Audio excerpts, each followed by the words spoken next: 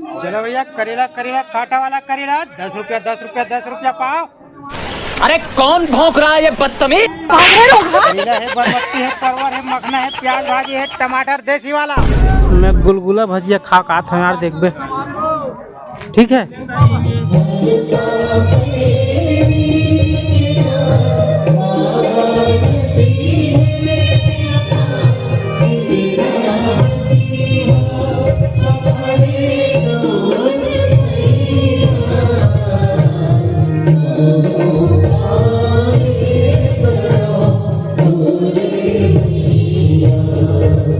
गुलगुला भजिया है 10 के 10।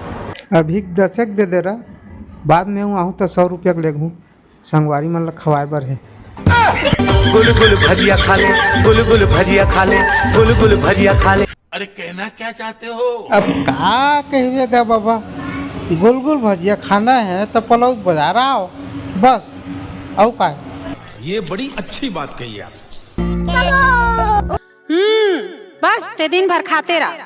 दिन भर कहाँ खा वो, ये तो बाजार में आता हूँ तो खा लेता हूँ 10-20 रुपया के। भिंडी भाटा 20 रुपया 20 रुपया 20 रुपया। आ जाओ भैया जहर वाला माल में आओ।